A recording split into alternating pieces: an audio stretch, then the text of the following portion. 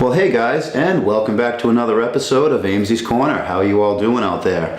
Well, here we are today to answer 5 more questions asked on my YouTube channel over the last week. So if you guys have any questions you want to ask about the automotive industry, about your car, about repairs you might have, you want me to take a look at an estimate you got from a repair place, or you just want to ask me how I'm doing, go ahead and ask the questions down on my in the comments section. You can leave a question on any of my videos because I review all of the comments on every single video every day. And let's get right into this, shall we? So, question number 1. How many different repairs do I do at work every day?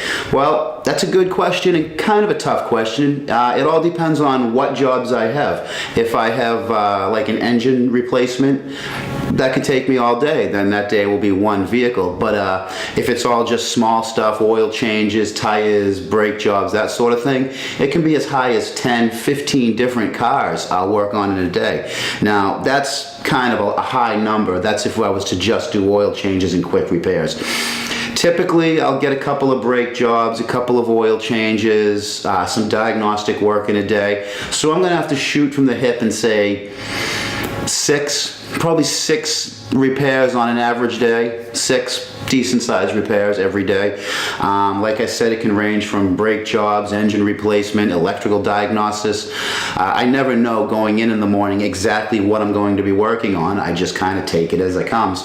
That's why a lot of auto repair shops do the scheduling and treat it just like a doctor's office. We try to give a certain amount of time to every repair. We know when the customer says what complaint's coming in, we kind of have an idea of how long it might take, so we schedule accordingly. So yeah, about anywhere from 1 to 15 a day. Typically, I would say 6 cars a day I work on.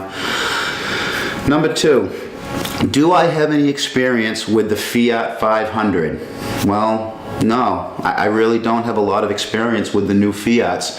I have some experience with the older Fiats, and I knew them as very quirky cars, but really straightforward. We don't see a lot of those Fiats, those new Fiats up here in southern New Hampshire, northern Massachusetts, up here in New England. You're thinking on buying one. The internet's a great place. You can just Google search issues with the car. I wish I had a little more to go on, but typically a rule of thumb for me is I wouldn't recommend buying a new model that just came out, or a new manufacturer that just came out or just came back. Let other people do the testing on their cars for you, and then see what happens a few years later. I think you said this was a 2012, so you're going to have about 3-4 years of issues. People are going to complain about it. Check online. I wish I could give you a little more information about the new Fiats, but there just isn't enough of them out there, and we have yet to see one come through Ames's Corner at Approved Auto. Next question. Where did the propeller hanging on the wall where I work in the shop come from? Well, that came from my airplane. It was a Team Ison 1700 Himax. It was right on the cusp of being a light sport, but just barely squeaked under the line for the FAR 103 regulations for an ultralight, which in America you don't need any training, you don't need any licenses, you don't need to register it, insure it. You just go for it. You know, you kind of take your balls in your hand and you can do it. I don't recommend it, but I flew that plane with no training. The first airplane I was ever in my life, I was the pilot of, soloed in it myself. I actually have that video, one of the first videos on my channel of that first flight, and I recommend watching that all the way through. I know it was some time ago, and I had used a potato taped to what would be the A-pillar on the airplane to film that. I know the quality is low. It's a low quality video, but it's what I had at the time. I didn't intend anybody to see it on YouTube. It was just something I did, so I had that moment. But yeah, that propeller came from that plane. I upgraded it with a composite 4-blade prop, and I no longer had a use for that old prop, so now I use it just as a wall hanger. I get people will come into the shop and look at the prop and, hey, what's that from? And I'll tell them that story and usually blow their mind. I still can't believe I flew without training. I taught myself to do it flying RC planes, which if you look behind you, there's a whole stack of RC planes behind the camera right now. But yeah, that's where that came from. Number 4, do I plan on completely restoring my Saab Sonett, or will I leave it the way it is? Well, here's the thing with that Sonett. When I got that car, the first time I looked at that car, it was so rotted out that I kind of didn't think it would have been savable. My plan was to take the body off of that car and make that body fit on a late model car. I don't know exactly what I would put it on. I kind of was thinking like maybe an old Subaru WRX to stuff under that body, treat it just like a kit car.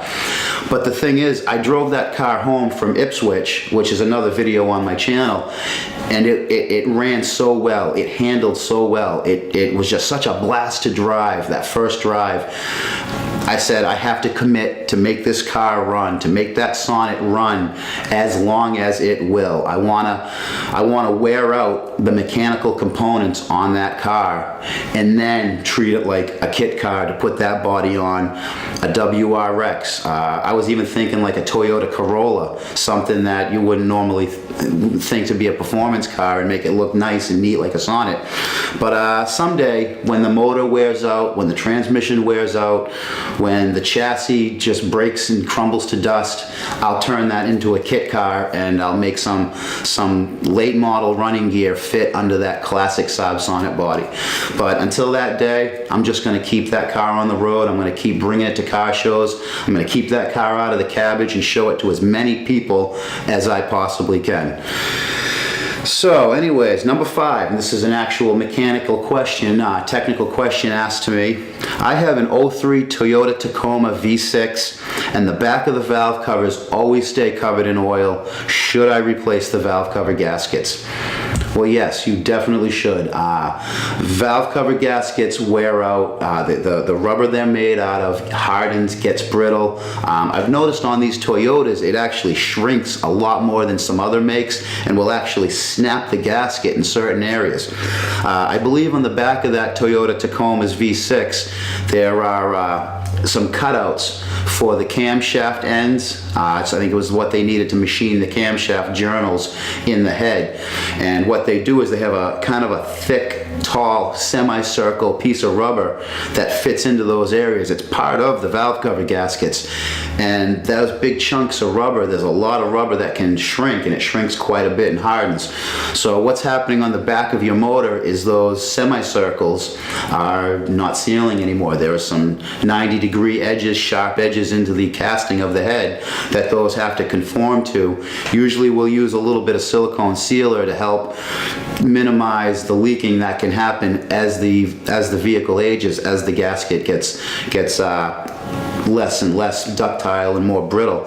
So yes, you're going to want to change your valve cover gaskets. Another thing you're going to want to think of to look at is the PCV, the positive crankcase ventilation system.